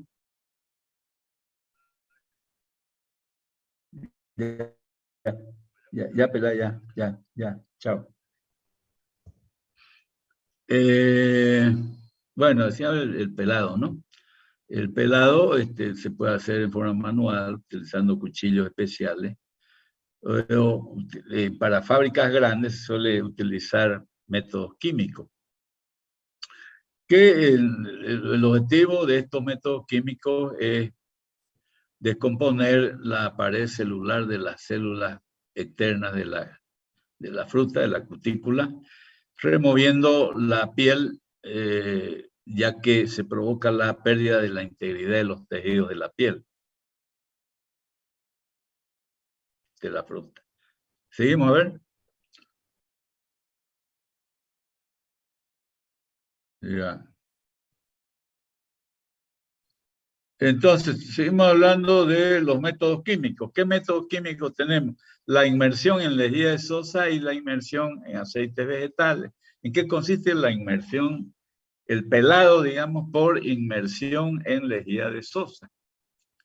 Este método de pelado se emplea para grandes industrias, sobre todo para fabricar extractos de tomate. Para ello se sumerge la fruta en un baño hirviente de soda cáustica al 20% de concentración. Entonces, la eficacia del proceso del pelado dependerá de varios factores como la concentración del baño de sosa, la temperatura de la sosa del baño y el tiempo que permanece la fruta sumergida en ese baño de soda cáustica. El producto, después del pelado, debe salir del baño con la piel adherida, pero a punto de desprenderse de la pulpa. Si el producto saliese con parte de la pulpa eliminada, entonces es un indicativo de que se hizo un pelado muy excesivo durante un tiempo exagerado, provocando pérdidas y un mal acabado del producto. El tiempo para el pelado químico suele ser de 1 minuto, o sea, la inmersión en la solución del baño hirviente de soda cáustica. Luego de sacar la fruta del baño de soda cáustica, se suele hacer un enjuagado por riego, o bien se introduce el producto en agua fría, en baño con agitación, y se elimina la piel.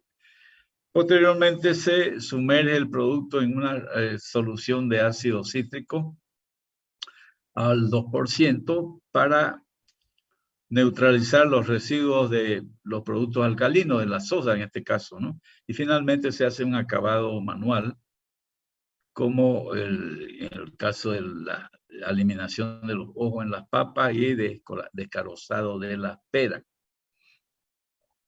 En el sistema que se utiliza a nivel de semi-industrial, la eliminación de la piel se efectúa en forma manual. La tabla, dice, muestra los datos para el pelado con lejía de algunas frutas y hortalizas. Ya la vemos enseguida. Inmersión en aceite vegetal es otro método alternativo a la inmersión en un baño de soda cáustica. La inmersión para el pelado utilizando baño de aceite vegetales, dice, este método es especialmente utilizado para pelar pimiento, que se sumergen en el baño de aceite durante un tiempo de alrededor de 45 segundos. en aceites vegetales a una temperatura de 230 grados centígrados, luego se sumergen en agua y se hace el repasado a mano. ¿Seguimos a ver?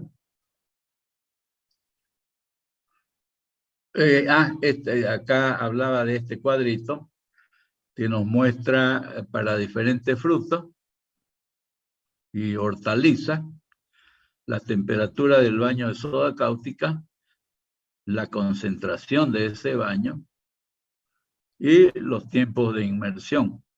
Obsérvese que esto es variable, digamos, pero suelen ser tiempo pequeño, de medio minuto para el caso de la papaya.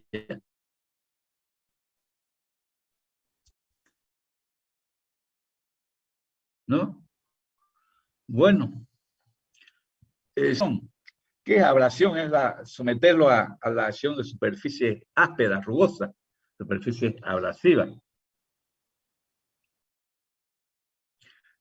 Entonces se trata de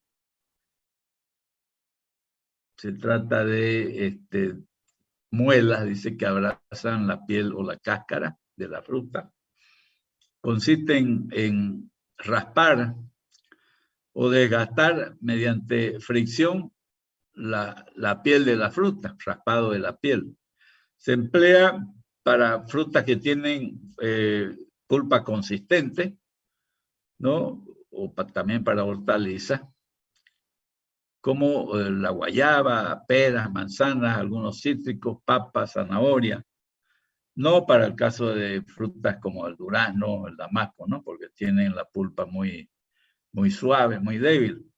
Este sistema de pelado por abrasión permite obtener una buena continuidad de la operación, pero resulta en mayores pérdidas, digamos, ¿no? Pérdida de material útil, digamos, de la pulpa, por ejemplo, en este caso. Al salir de la máquina peladora, se complementa el acabado en forma manual. La peladora y cortadora por abrasión puede tener, digamos, en este caso, lo que vamos a ver es una peladora que además de peladora es cortadora, pero utiliza el sistema de abrasión para el pelado. Y tiene, por lo tanto, un aditamento, un dispositivo cortador empleado para rebajar y cortar la fruta en tiras o cubitos, como se requieran, ¿no? Y que este equipo consta de las siguientes partes. Un cuerpo cilíndrico revestido de material abrasivo, en cuyo interior gira un plato, tiene un plato giratorio del mismo material también abrasivo. 2, el tubería de alimentación de agua. Vamos a ver a la siguiente diapositiva.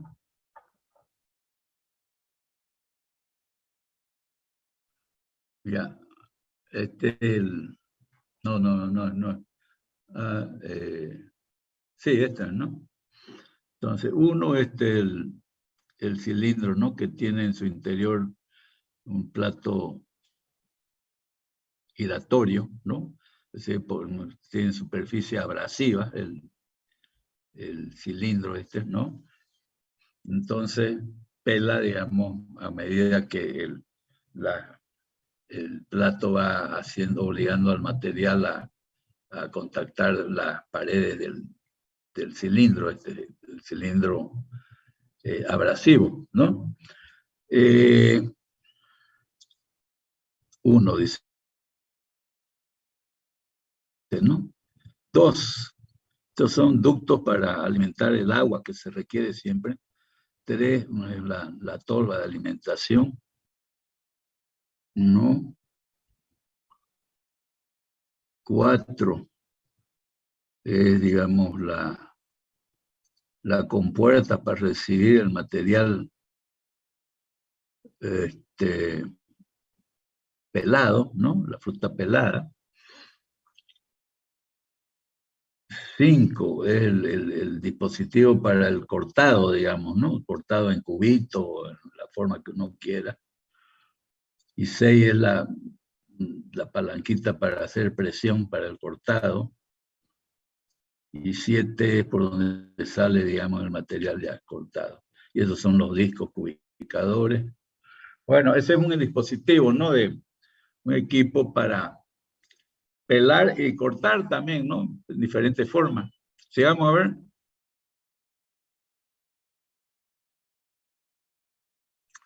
Esto es, ¿no? Los componentes del...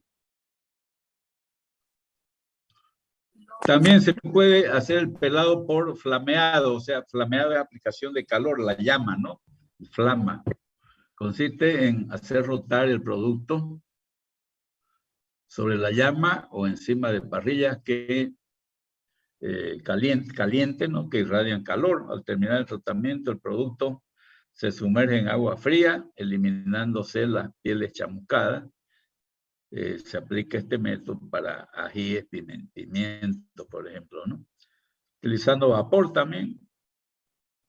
Se introduce el producto en tambores rotativos, en los cuales se inyecta vapor y el pelado se logra debido a la rotación de los tambores, digamos, ¿no? Del tambor rotativo, ¿no? En los cuales se trata esta materia prima con calor, con vapor. Ya, sigamos a ver.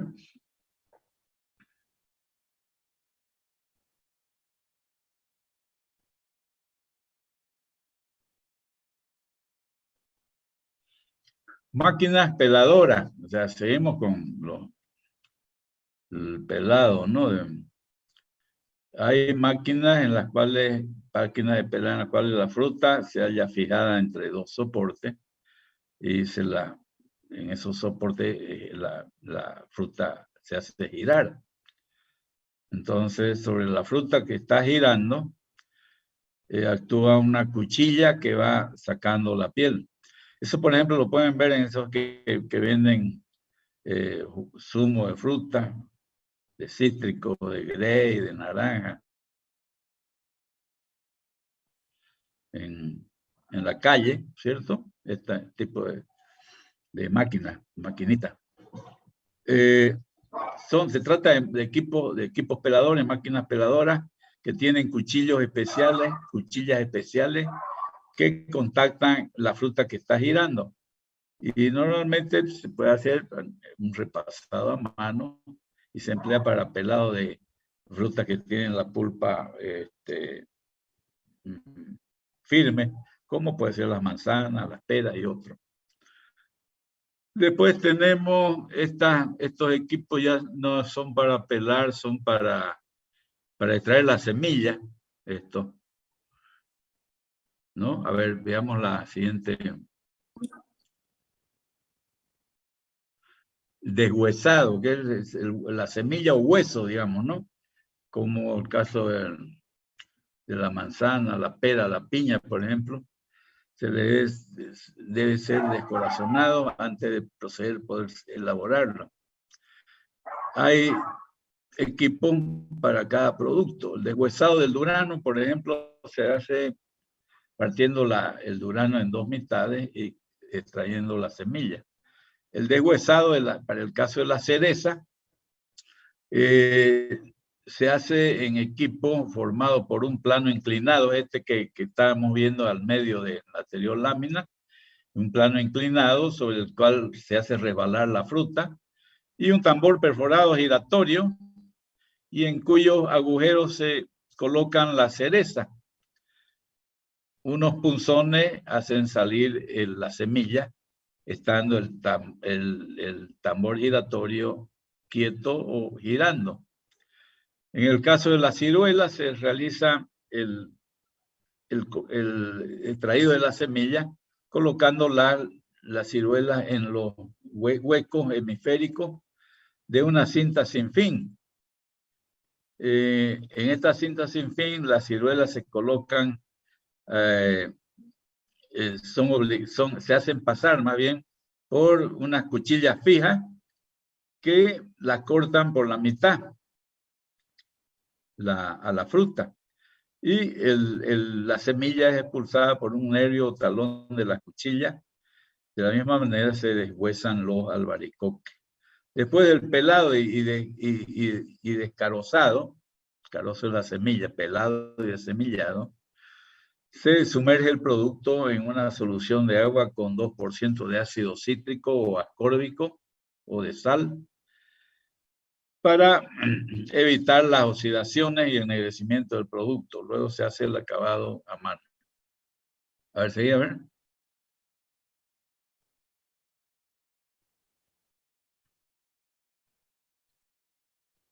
Ya, vamos a quedar aquí, si no se enojan.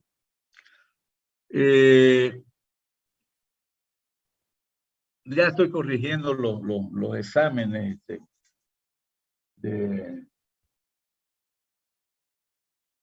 el segundo parcial.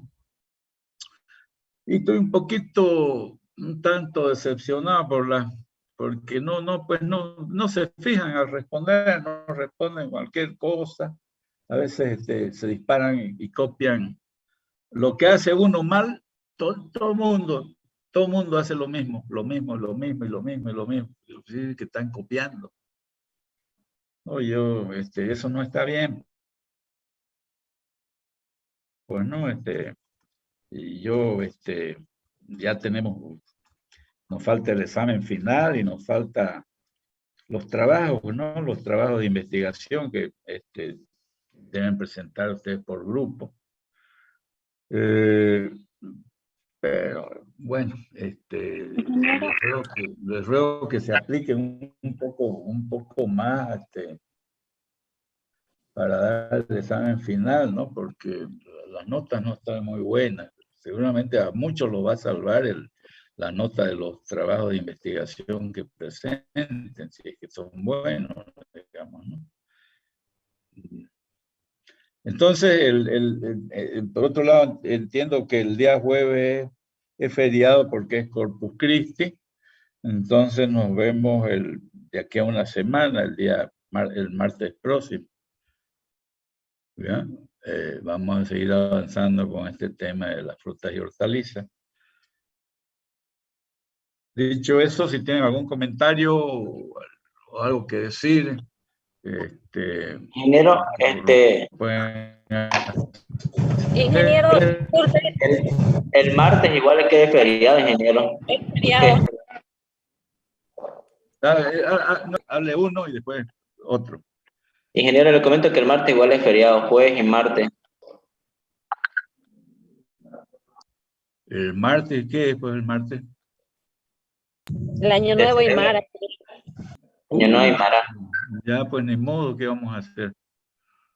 Bueno, más ingeniero, vamos a hacer charipán igual. Una charipanera virtual vamos a hacer. Ya, bueno, jóvenes, muchas gracias. Ya, a ver, vamos a ver la forma de colaborarnos ustedes y yo también tengo que ayudarlos pues a ustedes, ¿no? Porque no se trata de aplazar también. Por favor, Sí, por favor, ingeniero. Sí, Inge. Piedad, por favor. No tengan pena de eso, a no ser que estén muy mal, pues, ¿no? Para que... Denos Para un que, trabajo. para que nos veamos el próximo semestre, pues, ¿no? Una visita, ingeniero. Por favor, una visita. He visto unas chicas ahí bonitas, algunas, a ver, como esa que está apareciendo ahí en pantalla. Gaby Ulloa, dice. Sí, ingeniero. Bueno. Inge, una visita a alguna empresa. Yo no tengo empresa, pues, niña. Que solicitemos, ingeniero, una visita a alguna empresa. Ah, ya, ya, pues,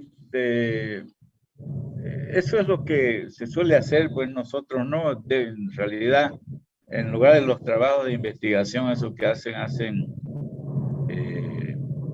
en un trabajo específico en una empresa. Yo les doy al alcance del trabajo y hacen entre 2 o 3 estudiantes el trabajo, recopilan toda la información necesaria y desarrollan todo el trabajo. Pero bueno, por la pandemia, pues todavía no hay algunas restricciones, digamos, ¿no? no, no todas las empresas están dispuestas a recibir así estudiantes, ¿no? Para que permanezcan un determinado tiempo en su empresa. Vamos a ver si es posible, ¿qué les gustaría conocer? Los ingenios, ingeniero. Los ingenios, ingeniero Guavirá o un agro, ingeniero. Es un proceso muy bonito. Vamos a ver. Proceso de gaseosas y cerveza, igual, ingeniero. Lo voy a coordinar con... Le comento lo siguiente, ingeniero. Nosotros como grupo quisimos ir, digamos, allá, pero nos indicaron, bueno, nosotros fuimos a finales de abril y nos dijeron que estaban en época de zafra. Entonces no nos aconsejaban y la misma empresa no permitía tampoco por el tema de protocolo de seguridad y protocolos de bioseguridad en el tema de la pandemia también no estaban permitiendo. Entonces, me dijo, sería prudente. Claro, pero vamos a ver pues, si es posible, ¿no? Sí. Pero ¿para qué irse hasta Guavirá? Pues no, o sea, pueden hacerlo aquí en San Aurelio, por ejemplo, ¿no?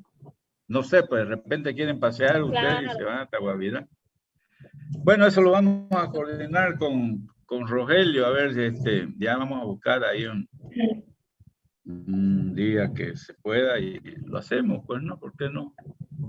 ¿Viste, ingeniero? Sí, ingeniero. Ya, pues. Entonces nos vemos el jueves. Una charipanía virtual hacemos el jueves, ingeniero. Casi 10 días, ¿no? Sí. Bueno, ni modo. Un churrasco, dice. Un churrasco. A ver cuándo hacemos pues un churrasquito, ¿no? Sí, claro, podemos organizar. Claro, organícenlo ustedes, pues, ¿no? Ya, pero claro, ingeniero. Soy auxiliar en churrasco, voy a hacer churrasco. Yo pongo el vino y ustedes ponen la carne o algo así. Ya está bien, ingeniero. Está bien. Ya se armó, ingeniero. Yo llevo el limón. Ya, Yo puedo ser el cocinero, ingeniero. Yo la sal de churrasco. El chef. Yo hago el arroz. Está bien, ya. Ya, pues bueno. Ya. Ya, ingeniero. Ya. Que tenga buenas Todos noches. vamos a poner algo. Está bien. Por lo menos por lo menos la sed y el hambre para echarle, ¿no? Sin medidas ni clemencia. Bueno, Algo es bueno, algo. ingeniero. Pero claro. Que le vaya bien entonces, ¿ya? Chao, chao. Gracias. Chao.